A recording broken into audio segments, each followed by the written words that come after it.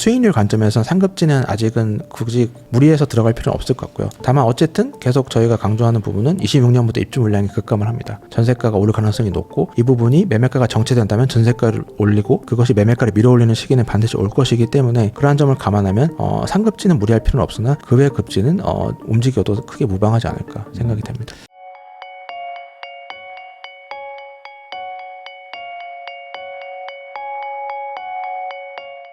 삼토시 작가님하고 이야기 나누고 있는데요. 그러면 결국에 내년에 어느 정도 전세 상승은 있을 것이고, 그다음에 이제 매매가 상승도 있겠지만 뭐 아주 막 올라가는 정도까지는 아닐 수 있다. 네. 그렇지만 뭐 하락 전환되는 거는 쉽지 않다. 뭐 이렇게 말씀해주신 것 같은데, 그럼 이런 상황이라면은 뭐 좀 지켜봐야 되는 건지, 무주택자 입장에서는 뭐 지금이라도 사야 될지, 뭐 큰 틀에서는 어떻게 보십니까? 일단 상급지를 노리시는 분은 지금 굳이 무리할 필요는 없을 것 같거든요.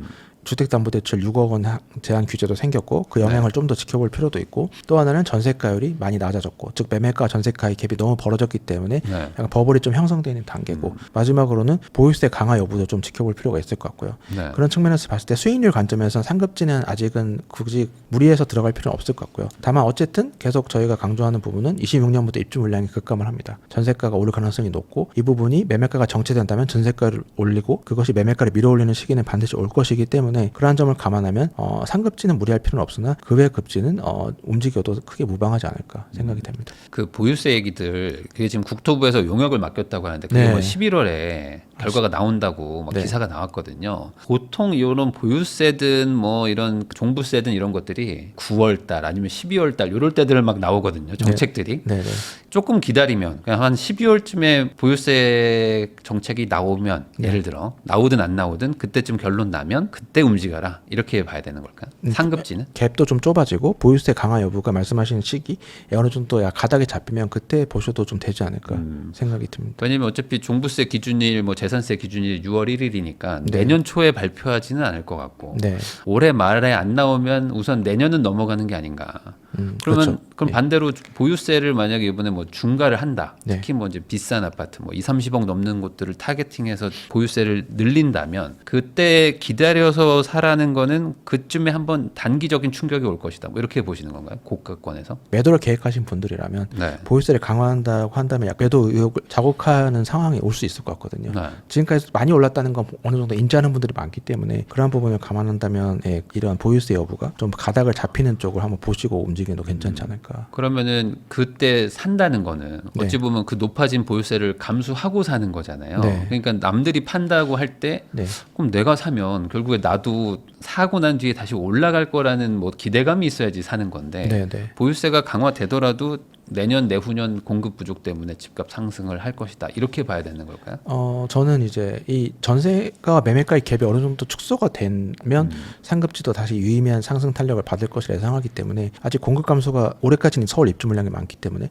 네. 공급 감소가 본격화되지 않았지만 내년에 공급 감소를 통해서 매매가 전세가의 갭이 어느 정도 좁혀진다면 다시 이제 상급지의 경우는 본격적인 상승으로 턴할 것이 예상이 되고, 그 전까지는 별로 큰 시장의 움직임이 뭐 강보합 수준에서 크게 변화되지는 않을 것 같기 때문에 서두를 필요는 없을 것 같습니다. 네. 그러면 이제 상급지 얘기는 해주셨는데, 뭐 예를 들어 한 10에서 15억대 네. 이 정도들은 지금 대출 받아서 사기도 하거든요. 네, 그리고 네. 사는데 막 아주 큰 부담이 생긴 정도는 아니니까 627 네. 대책 때문에. 근데 요 동네들을 살까 말까 고민하시는 분들 되게 많아요. 네. 여기는 보유세나 뭐 이런 거에 영향을 좀 덜 받을 것 같기도 하고. 내년 6월 지방선거 감안하면 말씀하신 그 가격대 1주택자를 건드리기 쉽지 않을 것 같거든요. 네. 서울에 지금 평균 아파트 매매가가 14억을 돌파했다고 하는데, 말씀하신 가격대가 마침 그 딱 중간 네, 수준. 네.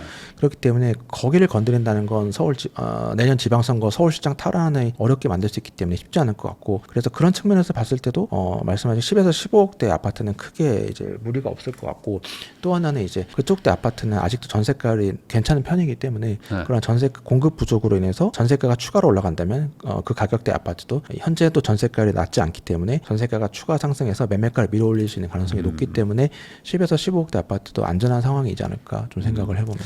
전세가가 높다 낮다 얘기를 해주셨는데, 예전에는 뭐 그런 이야기 있었잖아요. 전세가가 뭐 70%가 넘어가면은 뭐 목에 찾고 그때부터는 매매가를 미도 올린다 뭐 이런 뭐 네. 공식을 막 만드는 사람도 있고 했는데 지금은 그 정도 때는 아니란 말이죠. 네. 그러면은 지금 전세가가 뭐 한 50% 정도면 충분히 높다고 봐야 되는 건지 어떤 기준을 뭐로 보세요? 서울의 중장기 전세가율이 54%거든요. 네. 그렇기 때문에 사실은 그 정도 근데 물론 54%지만 상급지는 그보다 중장기 평균이 낮았고요. 네. 근데 어쨌든 전체 평균은 54%이기 때문에 서울의 중급지 기준으로 전세가율 50% 초반, 초중반대라면 어느 정도 매매가를 자극할 수 있는 또는 매매가를 밀어올리기 직전의 단계는 된다고 보고요. 근데 공급이 감소하기 때문에 전세가율은 이거보다 더 오를 것이라면 매매가를 밀어올리는 전세가율은 충분히 될 거라고 생각이 됩니다. 네. 그러면은 10에서 15억대를 매수하려고 생각하시는 분들이라면 굳이 뭐 기다릴 필요는 없는 건가요? 굳이?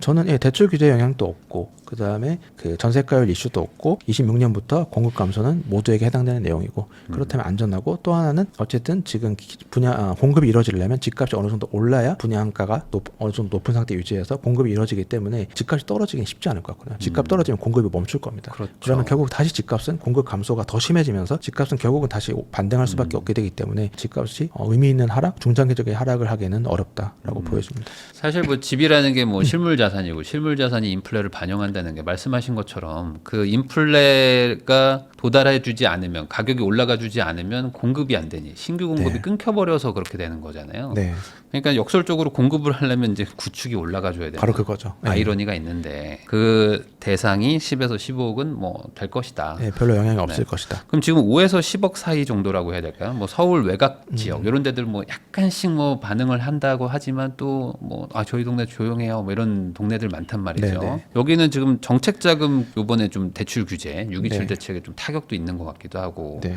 요 동네 분들은 어떻게 할까 뭐 이렇게 고민이 많으신데. 저는 이제 개인적으로는 일자리 접근성이 떨어지는 지역은 네. 어쨌든 인구 감소가 시작이 됐고 점차 본격화되고 서울도 영향을 언젠가 받게 되면 네. 그런 일자리와 상관이 없는 무관한 지역들은 좀 아무리 서울이라도 위험할 수 있다고 생각이 되거든요. 2인 이상 주택, 2인 이상 가구가 몇 년째 감소를 하고 있고 감소폭이 네. 커지고 있기 때문에 외곽 지역은 조금씩 위험할 가능성이 좀 있다고 생각이 됩니다. 네. 그럼 결국에 일자리 접근성을 고려한 주택을 사야 된다라는 게 이제 이야기인데 일자리 접근성이라는 건 결국에 교통편을 말하는 거고 뭐 강남 접근성을 말하는 걸까요? 제가 6년째 네. 서울에서 전체적으로 출근 시간대 하차 인원 상위 역대를 뽑고 있거든요. 네. 근데 보면은 상위 20개역을 좀 말씀을 드리면 1위부터 말씀드리면 가산 디지털 단지, 서울역, 선릉, 여의도, 역삼, 강남, 시청, 삼성, 을지로 입구, 잠실, 종각, 광화문, 성수, 고속터미널, 양재, 을지로 3가, 교대, 구로 디지털 단지, 공덕, 홍대 입구까지가 상위 20개역인데 요즘 재밌는 것이 최근 2년 동안 그러니까 23년, 24년 2년 동안 23년 전까지는 강남권과 네. 동남권이죠. 동남권과 서남권이 계속 순위가 좋았어요. 오르고 있었고 동남권은 원래 좋았지만 그런데 최근 23년, 24년 2년 동안에는 특이하게 도심권과 서부권이 순위가 올라가더라고요. 그러니까 도심권 특히 올라가는 곳들이 보면 안국역, 홍대 입구역, 회원역, 종강역, 광화문역 이들 역들이 순위가 2년 동안 올라가고 있더라고요. 그 말은 이들 지역에 일자리가 좀 강화되고 있다는 것이기 때문에 기존에 좋은 곳도 좋지만 이렇게 순위가 올라가는 지역에 대한 접근성이 좋은 곳도 좀 상대적으로 괜찮지 않나 생각이 듭니다. 그러면은 뭐 말씀하신 서부권 있잖아요. 서울에서도 서부권, 뭐 은평이라든지 이런 곳들은 네. 상대적으로 네. 조금 소외받은 것도 있는데 네.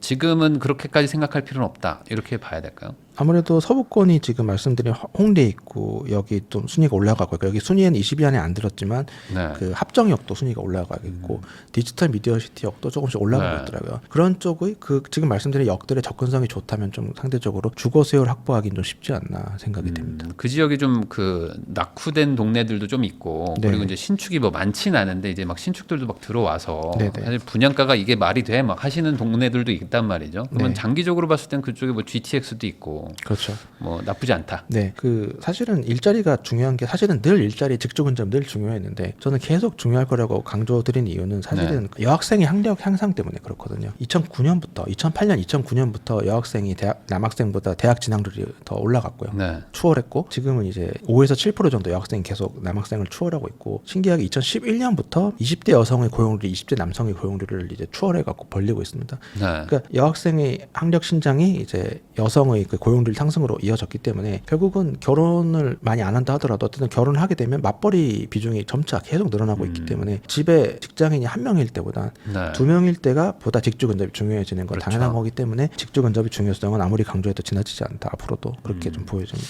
그 맞벌이가 늘어나서 더 서울 선호도가 높아진 것 같기도 해요. 일자리가 네. 아무래도 그런 부분이 있기 때문에 경기도권은 아무래도 대기업 공장들이 네. 삼성전자나 뭐 현대차나 이렇게 대기업 공장들이 많은 반면에 서울은 그래도 공장보다는 그 여성들이 직장이 좀 더 많이 몰려 있기 때문에 보통 결혼하게 되면 맞벌이의 경우는 여성의 직장에 가까운 주거지를 많이 고르는 경향이 있기 때문에 말씀하신 것처럼 서울이 그런 부분도 좀 그런 호재 영향을 좀 받은 게 아닌가 싶습니다. 저도 상담을 해보면은 남자분은 보통 공대 나와가지고 하이닉스나 어디 삼성전자 다니시고 네. 아내분은 뭐 종로 어딘가에서 일해요. 항상 이게 거의 그 공식처럼 뭐 그런 게 있어요. 네네. 아니면 뭐 강남권에서 일하시든지. 그래서 네. 둘 합쳐보면 살 수 있는 데가 딱 뻔해요. 네. 위치가. 맞습니다. 그런 것처럼 이제 직장과 어떤 직주 근접이 중요하다. 네. 그러면은 수도권 쪽으로 차라리 나가서 네. 뭐 교통이 지금 이미 뭐 잘 작동하고 있거나 아니면 뭐 GTX든 뭐든 뭐 예정되어 있는 곳들 네. 이런 곳들이 웬만한 서울 외곽지의 교통 불편한 데보다 나을 수도 있다. 이렇게 봐야 될까요? 그런 것도 대신에 직주 근접이 좀 동반이 돼야 되고요. 물론 서울 접근성도 중요하지만 그 지역의 직주 근접도 중요하기 때문에 경기도권은 지방은 아닌데 네. 서울을 벗어나면 그 공급이 서울은 유동성이 중요하고 서울 외 지역은 그 공급이 중요하다고 하거든요. 네. 지금 평택이 고전하는 이유도 사실은 삼성 반도체가 실적이 안 좋아지면서 약간 그 직주 근접의 힘이 약해진 것도 있지만 공급이 늘어난 영향도 분명히 있기 때문에 그런 걸 감안하면 약간 그 인근 지역의 공급 확대 여부도 좀 중요하게 좀 봐야 될 것 같습니다. 그럼 지금 일산이나 파주 쪽 그쪽은 이제 GTX가 개통을 했는데도 불구하고 생각보다 뭐 반응이 막 아주 막 올라가거나 네. 그러지 않아서 네. 어떡하지 막 걱정하시는 분들이 많은데 사실상 이제 직주 근접은 확실히 더 좋아졌는데 앞으로 어떤 파주나 뭐 일산 같은 요 서북 쪽 네. 경기도권 이쪽의 어떤 전망은 어떻게 보세요? 아무래도 그쪽 지역도 자체적인 일자리가 중요한 것 같거든요. 일산도 원래 일산 테크노밸리 조성하려고 네. 하고 K컬처밸리 조성하려고 하고 있고 그러한 부분이 아직은 유의미적으로 뭐 완공이 됐거나 그런 모습이 없기 때문에 그러한 것이 이제 언제 되는지도 중요할 것 같고 또 GTX-A의 핵심은 결국은 삼성역 개통 같거든요. 삼성역이 아직 개통 안 된 문제도 있기 때문에 그러한 부분들이 좀 가시적으로 성과가 나야 좀 탄력을 받지 않을까 생각이 듭니다. 그러면 지금으로부터 한 5년 뭐 6년 안에는 개통을 할 것 같은데 삼성역. 네. 개통하고 또 아까 말씀드린 일산 쪽에 좀 그런 자체적인 일자리 부분이 경쟁력이 강화되면 그때는 좀 약간 다른 평가를 받지 않을까. 그러면 차라리 서울 안쪽에 있는 게 낫다. 뭐 그렇게 봐야 되는 건가요? 사실은 그건 그렇죠. 가능하면. 네, 가능하면.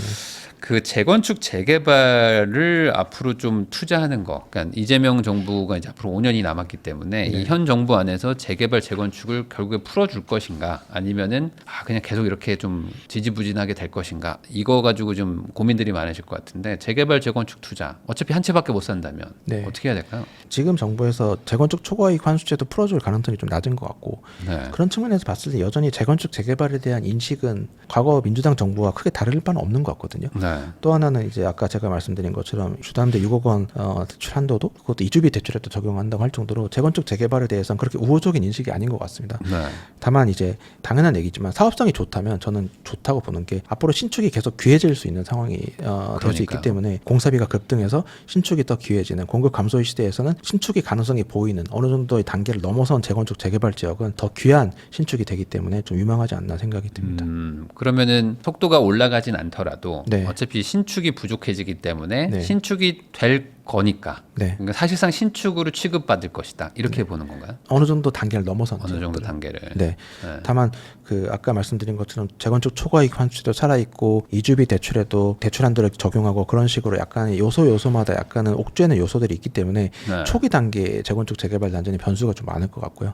예, 일정한 수준 단계를 넘어선 단지들은 좀 괜찮지 않을까 싶습니다. 아니 왜냐면 요즘에 이제 초기 재개발을 사라 뭐 이런 얘기들이 또 많아져가지고 뭐 하이리스크 하이리턴이니까. 네. 근데 이제 초기 재개발이라는 건 사실 이제 뭐 실거주도 쉽지 않은데 네. 언제 될지 알 수도 없어서. 네. 그러면 이런 거에 투자한다는 거는 뭐 어떤 사람들이 해야 된다고 보세요? 좀 여유 자금이 많은 분들. 아무래도 전 그렇게 생각하고요. 아까 말씀드린 이주비 대출도 뭐 예를 들면 1+1으로 분양받은 조합원은 대출이 금지되는 그런 네. 것 때문에 좀 변수가 커져서 좀 부담이 더 커지는 부분이 있기 때문에 여유가 있지 않은 분들은 좀 발을 담그기가 좀 리스크가 좀 시기적인 금전적 재정의 리스크가 좀 크지 않나 생각이 그러면 뭐 듭니다. 30, 40 뭔지 막 결혼하신 지 얼마 안 된 신혼부부들이 현금이 좀 있는데 아예 그냥 재개발에 묻어두고 나는 뭐 한 10년 월세 살겠습니다. 뭐 이런 분들도 좀 있거든요. 네. 한 방을 노리는 건데 초기 재개발 네. 이런 거를 젊은 부부가 한다는 거에 대해서 어떻게 생각하세요? 그거를 감내할 수 있는 분들이라면 네, 저도 뭐 괜찮다고 생각하는데 점점 더 신축 선호 현상이 또 많이 강해지니까 네. 그런 것들을 못 견디는 분들이라면 길게 못 견디는 분들이라면 굳이 그런 상황을 감수할 필요는 없지 않나 생각이 들거든요. 그러면 향후 신축이 부족해지기 때문에 지금 최신축급 뭐 예를 들면 뭐 연식 뭐 한 3년 이내 뭐 이런 네. 것들의 어찌 보면 선호도가 지금 가장 높은 수준인데 이 가격이 계속 올라간다고 보세요? 그건 급지마다 다를 것 같거든요. 이미 상급지는 뭐 계속 말씀드린 저 네. 조심스럽게 많이 올랐기 때문에 계속 그 상승 추세를 유지하는 거는 좀 쉽지 않지 않나 싶지만 어느 정도 급지가 낮은 신축은 오히려 아직도 버블이 덜 꼈다고 보여지기 때문에 그런 부분은 좀 괜찮을 수 있지 않나 생각이 듭니다.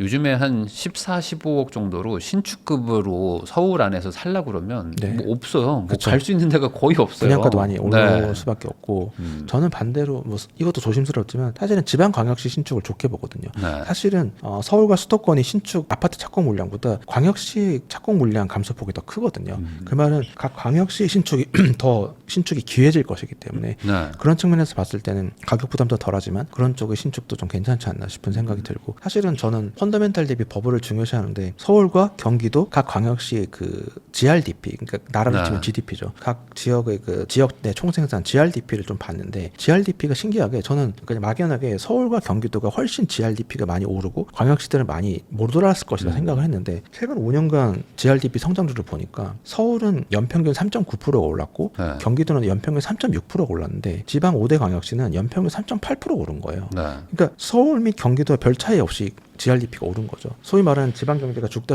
하지만 경제 규모 자체는 크게 성장률만 봤을 때는 크게 밀리지 않았는데 집값은 말도 안 되게 벌어졌기 때문에 결국은 저는 정책의 변화도 하나의 트리거가 될 수 있긴 한데 지방 광역시가 펀더멘탈상 집값이 너무 저평가되어 있는 부분이 있기 때문에 지역별로 차이는 있겠지만 어느 정도 좀 움직임이 있지 않을까 좀 그런 생각도 듭니다. 이게 2007년 그때 뭐 네. 한창 버블 세븐 할 때 그 네. 이후로 이제 금융위기 막 터지면서 이제 다주택 규제를 풀어버리니까 네. 이제 지방이 막 폭주하기 시작했잖아요. 그러니까 상대적으로 바로 눌려있던 곳들이 다주택 규제가 풀리면서 돈이 막 몰려가서 이제 막 야 이거 싸다 하면서 사람들이 샀었는데 네. 이번에도 만약에 뭐 다주택 규제가 풀리거나 뭐 하면은 그러면은 아마 지방 지금 가겠다는 사람들이 좀 있거든요. 워낙 네, 싸 보이니까 맞아요. 너무 싸게 보이거든요. 그래서 저도 책에서도 그 다주택자 규제 완화가 네. 양극화 완화의 첩경이다. 네. 첫 번째 첩경이다라는 말을 하고 있거든요. 바로 그런 부분 말씀하신 부분이 있다고 생각합니다. 반대로 지방으로 그렇게 막 가기 시작하고 사람들이 야 지방에서 뭐 돈 벌 수 있어라는 생각을 하게 되면 지금 같이 뭐 서울 똘똘한 한 채에 막 이렇게 막 몇십억을 주는 맞습니다. 거가 이제 부담스럽다고 생각하는 분들이 많아지겠죠. 수익률을 자금이 생각하니까. 흐름이 이제 바뀌는 거죠. 근데 그게 쉽진 않을 것 같다. 현 정부라면 쉽지 않지 않을까. 아, 그러니까 빨리 그게 좀 풀리면 사실 여러모로 더 경제 활성화나 이런 것들도 도움이 될 것 같은데 네, 이번 맞습니다. 기회에 좀 풀렸으면 좋겠다. 네. 정도의 생각은 저도 갖고 있습니다. 지금까지 삼토시 작가님 모시고 최근 부동산 시장부터 정책의 방향 그리고 이제 앞으로 어떻게 투자를 해야 되는지 다양한 이야기 한번 나눠봤고요. 이 내용 잘 참고하셔가지고 좋은 선택하시면 좋겠습니다. 다시 한번 시청해주셔서 감사하다는 말씀 전하면서 저도 작가님하고 인사 나누겠습니다. 오늘 나와주셔서 감사드립니다. 네, 감사합니다.